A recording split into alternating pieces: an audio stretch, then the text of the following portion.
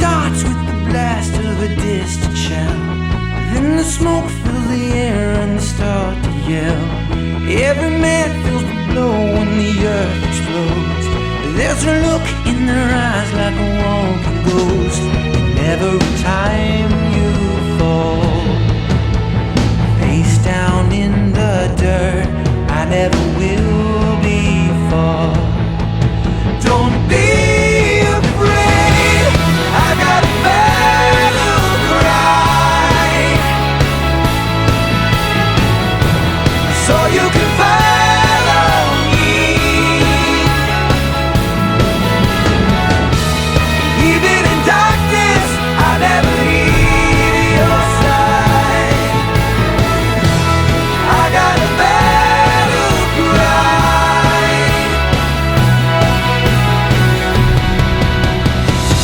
When the dust settles on Battle Cry is a new song that delivers the turning point, essentially. Yeah. Right. Yeah, yeah. It does. This time around, it says we won't go down, but Battle Cry, I think, finds a way to turn that into the charge. This is what it sounds like. Yeah, this is what it sounds like when the kick drum is 4 on the floor, and it's not that it is lighter, but it is that it has more momentum.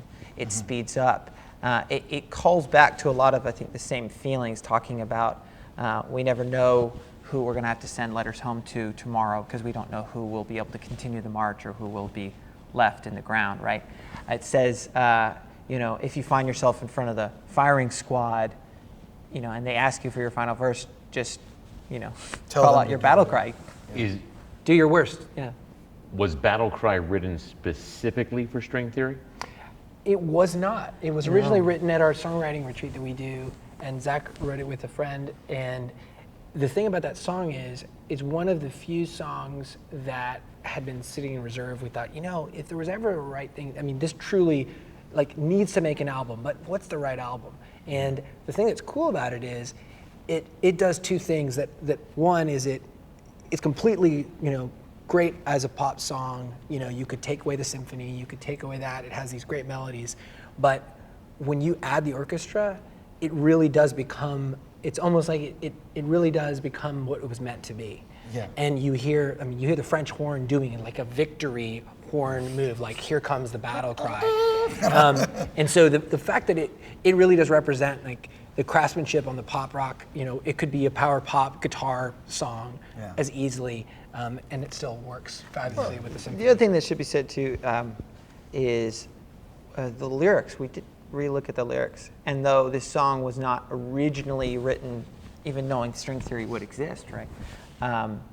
When we decided, wow, that's a really cool song and message for this, we went back in and we said, well, there's some things I'd like to say in a different way to really be the message of string theory. The way the bridge is, doing things slightly different in the chorus, the way the pre-chorus is. And it became a song sculpted for this project.